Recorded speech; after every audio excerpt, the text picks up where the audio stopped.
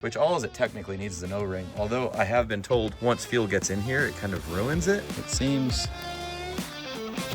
oh yeah, there's fuel in there. I just blew fuel right in my face. Hey, what's up, Brite Nation? So we just got back from King of the Hammers, had a blast out there, all the buggy content, got to go wheeling. We had a ton of fun, but the Hammers is hard on literally everything. You saw the buggies rolling, ripping links off. Marlon ripped his stuff apart. I had a brake line, cut. Generally, when I go wheeling out here at Sand Hollow, I go wheeling a few times before I check over the Jeep. KOH, Johnson Valley, is just a whole nother beast. So I need to go over the vehicle. I do have a clunk, because when your Jeep starts making new noises, you definitely want to check it out. It's generally telling you something. Don't just turn up the radio. When I read the comments, a lot of you think I have no idea what I'm doing, that I need Chris to work on the vehicle. I love Chris. We still have a great relationship with them. Also, some people think that we had a falling out. No, we talk to them all the time. I know how to work on stuff. I have tools. I've got a huge toolbox over there. I've got toolbox here. I've got toolbox here, like welders. I've got cherry picker. I've got, I know how to do all this stuff. I just prefer not to. I would rather spend the money I make paying someone who enjoys doing it or who's more professional at it, and me just enjoy the wheeling part of it and knowing when something's wrong with the vehicle. Let me get into everything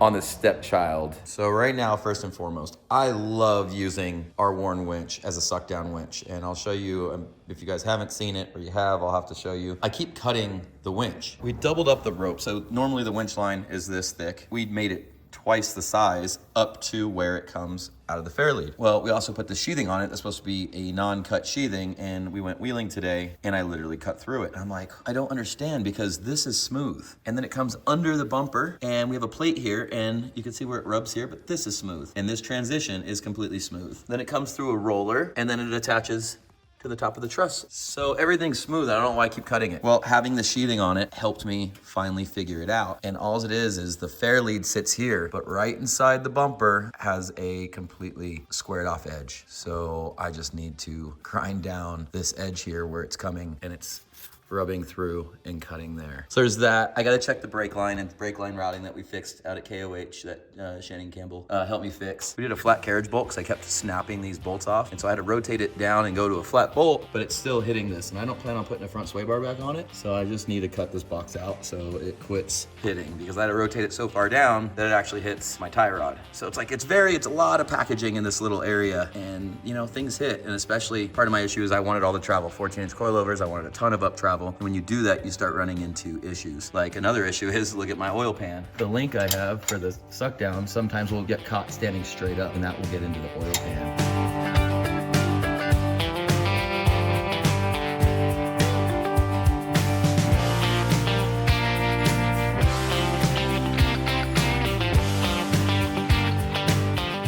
All right, you can see it is not squared off anymore. It's nice and rounded, but I'm pretty sure that's what was happening, because as this gets super tight, it's pulling it around that. Of course, the fair lead's here, so this outside one isn't a big deal because it's holding off the fair lead. I'm pretty sure it was rubbing right across there and cutting that. So something that could have been my fault. I didn't know that the bumper was slotted. Sliding this baby all the way up will keep even more pressure and keep it on the very nice, smooth aluminum rounded portion.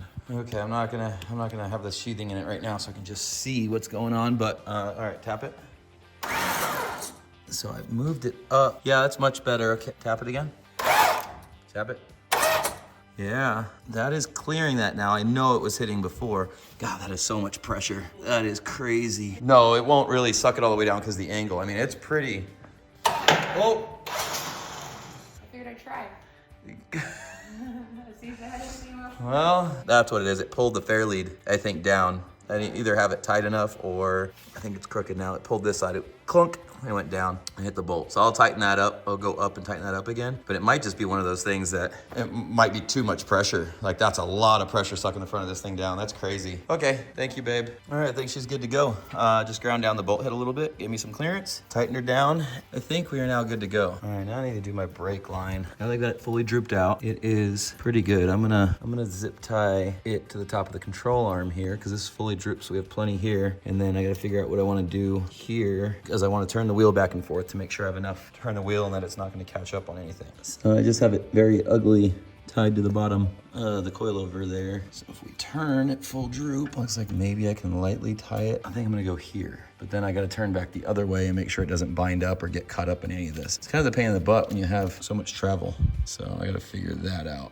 I'll show you what I come up with. All right, I'm actually pretty happy with this. So tie them together here under the coilover, but above the shock bracket. And I had holes here and here, so tied it here. We've got enough slack in both of those. And then when I turn the wheel, it actually tucks up under the coil bucket and up to the top of the knuckle. Don't know if I can do this. No, I can. So if you watch, and it tucks up nicely right up there. Doesn't touch anything, doesn't rub anything. And it's kind of just like its little happy place. I just had to maneuver the hoses, so I did that. What I might do is just drill a hole here, or drill a hole here, and just do a loose, kind of a loose zip tie holding it there, just to give it some guidance to make sure it stays where that's at. But that'll be super duper easy. I just re-clocked the brake line some, and I think that works out. I'm pretty happy with that.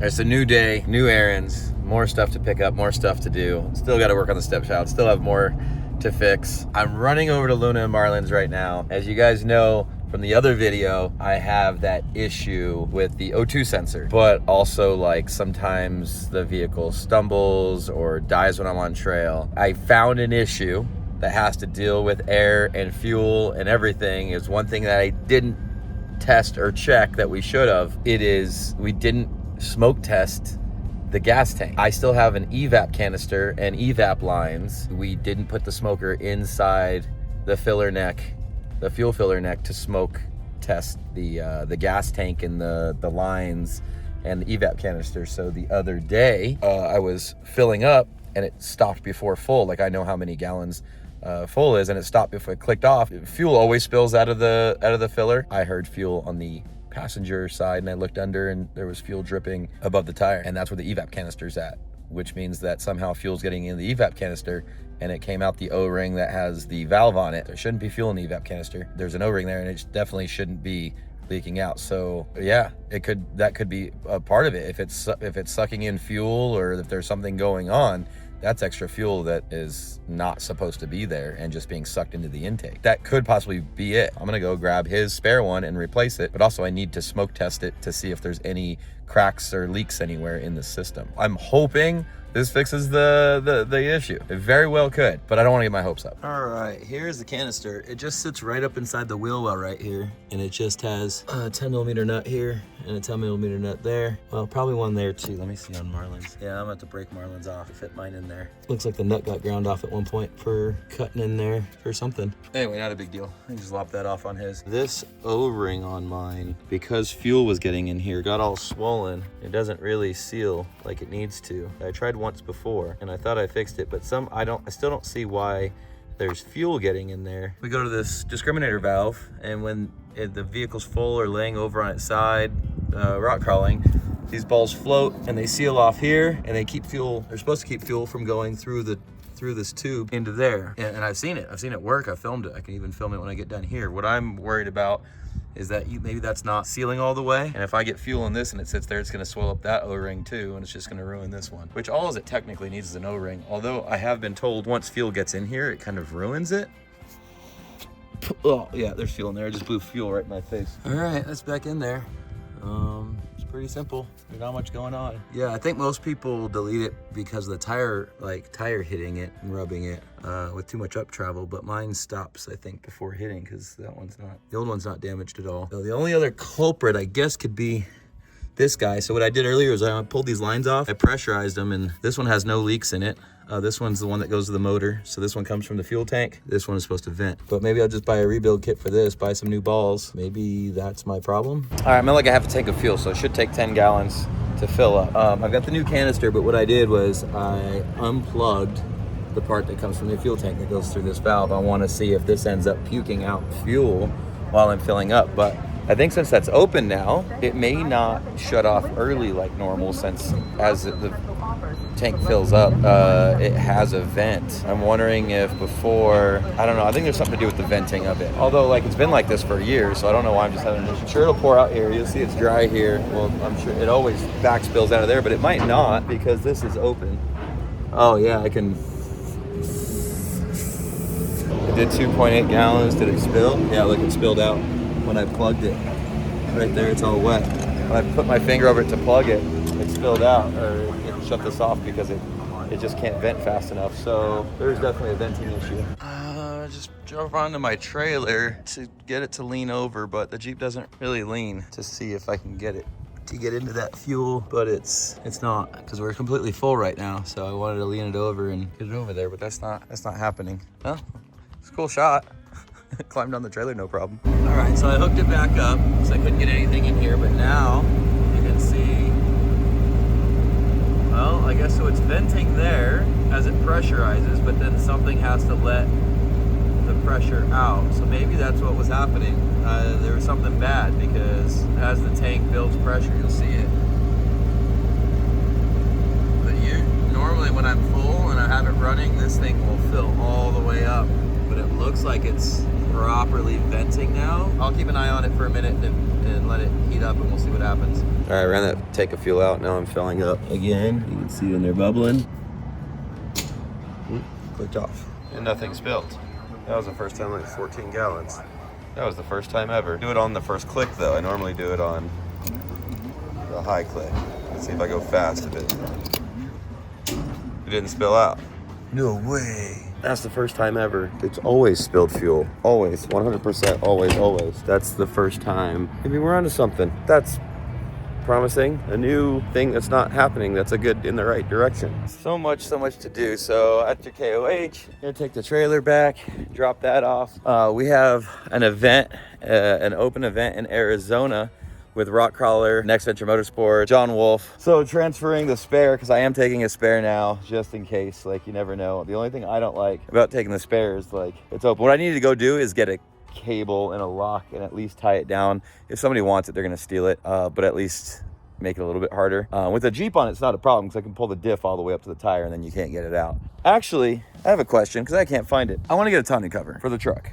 A lot of companies make roll-up tonneau covers. A lot of companies make soft tonneau covers, like just a cover for the bed, which is great when you don't have a gooseneck because you can lock it. I could have the spare inside there. I can have tools in the truck and at least it be locked. Easy to break open and seal from, but generally thieves take what's easy and open and that they can see. They're not usually just breaking into everybody's tonneau covers. Why does nobody make like a soft cover or some kind of hard cover with like a hole in it so you can still run the gooseneck and then put the panels in behind it and then maybe slide panels in from the back that go around the gooseneck and lock, so you can run the gooseneck with a covered bed. Like even if it was a soft one with like a hole, like it was like a leather one with a hole and then like it came around and like snapped or zipped in the back behind it to the tailgate, like something like that. Have I not seen it? Is it not available? Is it available? Why can't there be a cover to here and keep coming down and then there just be a split? Maybe it has something rigid here. It's not the biggest issue. Anyway, how do we cover this with a gooseneck? There's gotta be a way. Well, I drove the vehicle around a bunch. I drove the Jeep. I kept checking. It wasn't filling up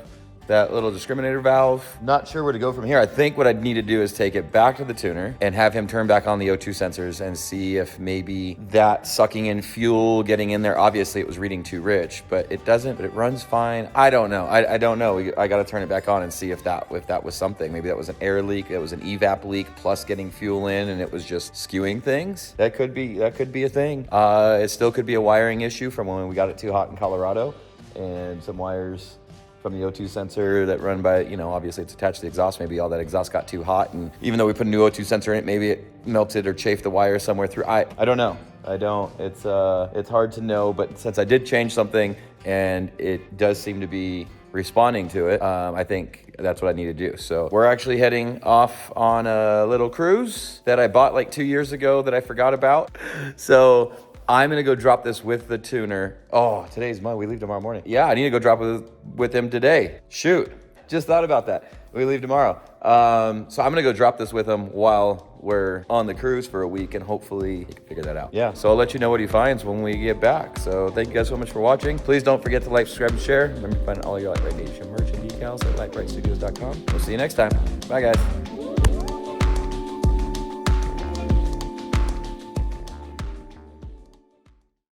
Had some friends invite us out to dinner, so we're going to dinner. We're gonna go get some sushi with some friends because it's late and I'm tired of working on the Jeep.